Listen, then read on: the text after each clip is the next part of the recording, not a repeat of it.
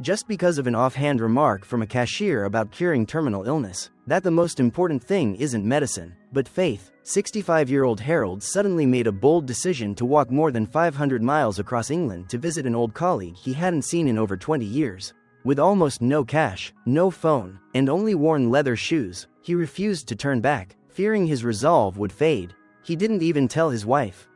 And so, Harold set off. People often say fate makes us relive certain things until we finally answer them with our hearts.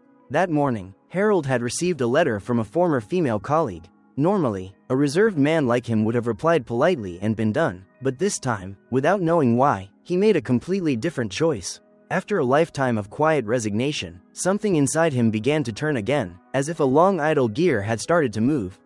Yet Harold was old and had never walked far. He had barely left town when exhaustion overtook him. As night fell, he called his wife. When she heard her husband was walking 500 miles, and for another woman, she hung up in anger. But later, thinking of his frail body, she picked up the phone again. By then, Harold had already left the booth and spent the night in a shabby inn. At dawn, he pressed on, repeating to himself, "I will not fall. I still have strength." At first, it worked. But soon, rain poured. Taking shelter, Harold checked his feet, full of blisters. A little girl dressed as a superhero said, "Mister, you smell bad." Realizing he hadn't bathed in days, he washed, treated his wounds, and slept soundly for the first time in ages. The next day, he walked on, each step painful. Parched, he stopped at a farmhouse. The kind farmer gave him water and said, "The simpler something is, the harder it is to do right." At the mention of children, Harold's eyes reddened. He thought of his late son. Meanwhile, his wife waited by the phone, sleepless for nights. For over 20 years, since their son's death, they had lived like strangers. When Harold finally called, she softened, apologized, and begged him to come home. He still refused. 3 days later, he had covered only 10 miles but no longer seemed in a hurry. On the fourth morning, hungry, he stopped at a diner. A man sat across from him and whispered, "You look like a good man. I meet someone here every Thursday and do things I can't tell anyone about. Today I noticed a hole in his shoe. I want to buy him a new pair, but I'm afraid he'll be offended. What should I do?" Though shocked, Harold stayed composed and replied quietly, "Just buy him the new pair." After that haunting conversation, Harold picked up his bag and continued. But he hadn't gone far when sharp pain throbbed through his feet. Each step felt like cruel torture. The pain brought back memories of his son, of laughter that had turned into endless arguments and silence.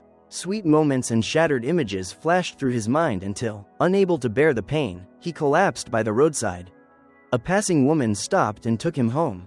To ease her concern, Harold told her everything. "A few days ago," he said, "I received a letter from my old colleague, Queenie. We once worked together at a distillery and were close, but lost touch for years. I never imagined hearing from her again, until I learned she has cancer and is in a nursing home 500 miles away. At first, I only meant to write back, but something made me want to see her in person." The woman sensed there was more to it but didn't press. She brought a basin of warm water and offered to tend his wounded feet. When he hesitated, she smiled, "I'm a cleaner. Compared to scrubbing floors, this doesn't bother me." Embarrassed but moved, Harold let her help and stayed another day. Yet something puzzled him. She often mentioned her husband, but Harold never saw him. When he asked, she said softly, "You wouldn't. He left me for another woman a year ago." She explained she had once been a doctor in Eastern Europe but now worked as a cleaner. One afternoon, a woman and her child came to her door, and that day, she was the one left behind. Still, she couldn't bring herself to leave, clinging to the hope he'd return. Harold said nothing, only offering quiet comfort. From her eyes, he saw she would no longer wait. The next morning, before he set off again, she gave him a backpack and a compass. Meanwhile, Harold's wife, tormented by waiting, went to the hospital. "I want to register my husband for an emergency checkup," she said. He must be losing his mind. Why else would he walk hundreds of miles to see an old colleague? When the doctor gently declined, she went to her neighbor, confessing through tears that her marriage had fallen apart 25 years ago. She'd always threatened to leave but never had the courage, and now Harold had walked away first. She admitted that years ago, Queenie had come to see Harold, but she'd turned her away, afraid her husband might never return. The neighbor said kindly, "If Harold truly wanted to leave, he would have done it long ago. I can drive you to find him, it's only a few hours away." But she refused, believing Harold wouldn't want to see her again. Unaware of any of this, Harold wandered through bustling streets, weary and hungry. He stopped at a diner, where he met a man named Lynn. Proudly, Harold said, "I decided to walk to the nursing home where my friend is staying, to help her fight cancer. I believe that as long as I keep walking, she'll keep living."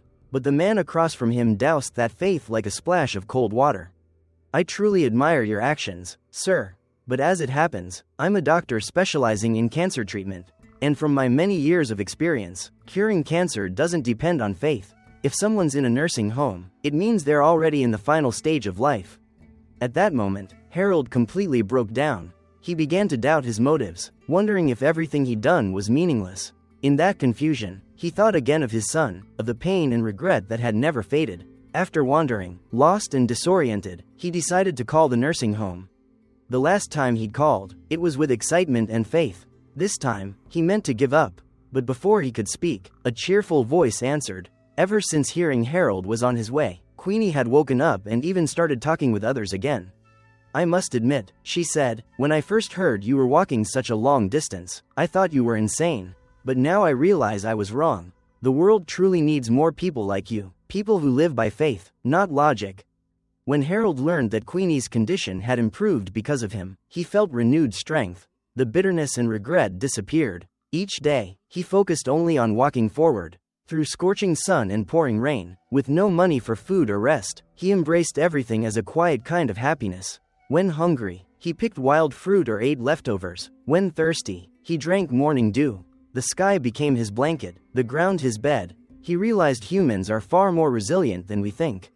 But just as he grew used to that solitude, a man he met posted his photo and story online. Soon, it spread across social media. People began sending him food. At first, Harold felt lucky. It was the one thing he needed most. Then, one day, an 18-year-old boy named Wilf appeared, asking to join him. The boy said he'd been abandoned by God. Though Harold found it strange, he couldn't turn him away. Just then, a stray dog showed up.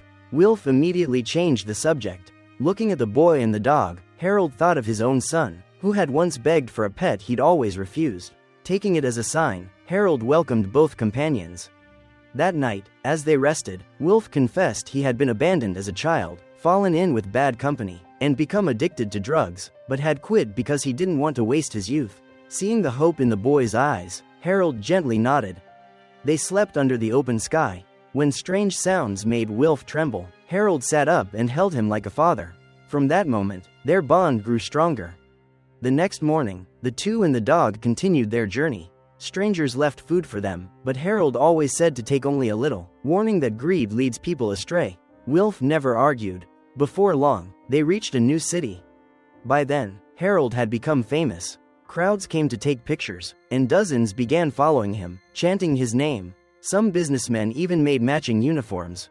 Harold, unused to such attention, couldn't understand why they followed. None had ever known Queenie. Yet he couldn't escape, so he simply let things continue. That day, as Harold was once again swept up by the crowd and forced to pose for pictures, he suddenly caught sight of his wife among them. She had seen him on television. At first, she was furious and went to her neighbor to vent. "Why am I sitting at home, worrying every day, while he's out there happily talking about Queenie? I'm his wife, so why do I feel like I'm the other woman?" The neighbor didn't comfort her. Instead, he said softly, "When my wife was dying, I acted calm. I thought it was strength, but it was cowardice. If we don't show our love, it's as if it doesn't exist. Don't make my mistake." Those words struck her deeply. Setting aside her pride, Harold's wife went to find him. When they met, they entered a small cafe together. Since their last parting had been painful, and it had been over a month, awkward silence hung between them. Finally, she said how much she missed him and asked softly if he would come home. Harold was stunned. He never expected such vulnerability. For a moment, his heart wavered. But then he thought of Queenie, still fighting her illness, and forced himself to refuse. Instead, he asked his wife to join him. "I can't be as forgiving as you," she said, "but asking you to stop would be selfish. If you want to continue, I won't stop you." Then she placed a small box of bandages on the table and left. Harold resumed his journey, but guilt weighed heavily. He feared his stubbornness had wounded his wife beyond repair. That night, the pain deepened. Wilf had tried to steal the crystal pendant meant for Queenie and had relapsed into drugs. Harold had wanted to believe in him, but the boy disappeared without a word.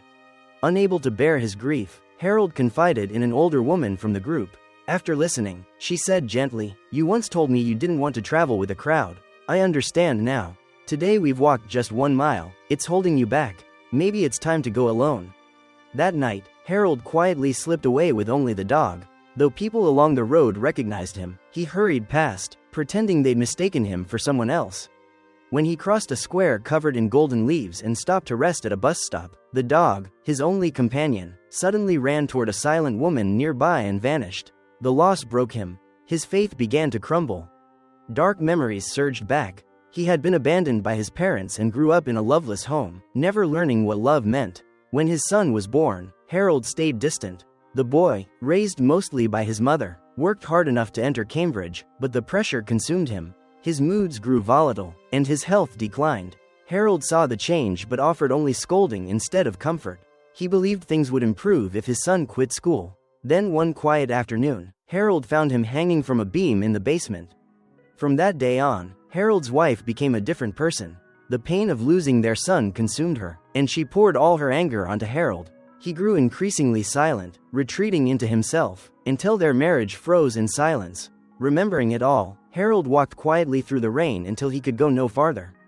When he called his wife to say he wanted to give up, she surprised him. "You're only 18 miles away," she said gently. "You've walked 62 days already. Why stop now? Queenie's still waiting." After a pause, her voice softened. "There's something I never told you. The year she left, Queenie came to our house. She asked me to tell you not to blame yourself, that you'd always be friends. I didn't pass it on. Our son had just died, and I was jealous that you had someone to comfort you."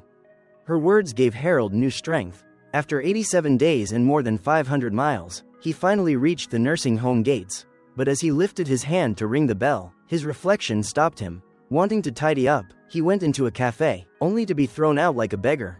As he walked away, he saw a mother holding her newborn, and the memory of his son overwhelmed him.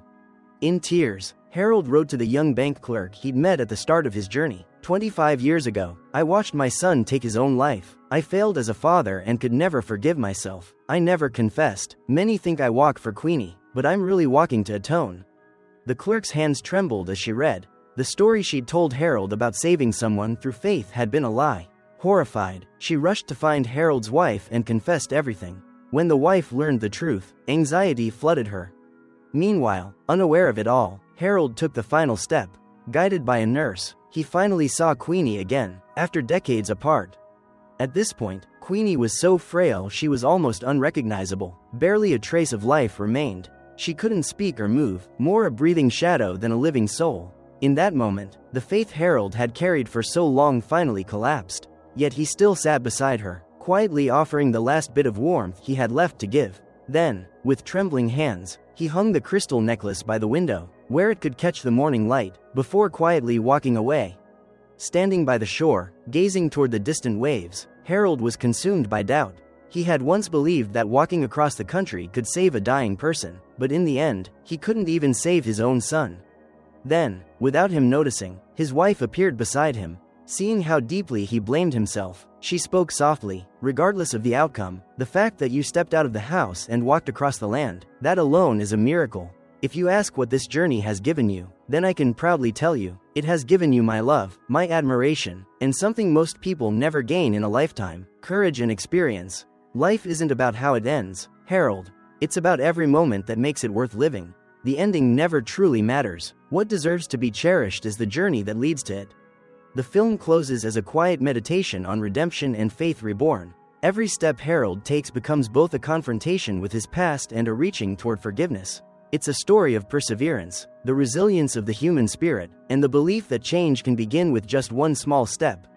What did you think of the movie? Do you think you could walk 1,000 kilometers like Harold? Let me know in the comments below.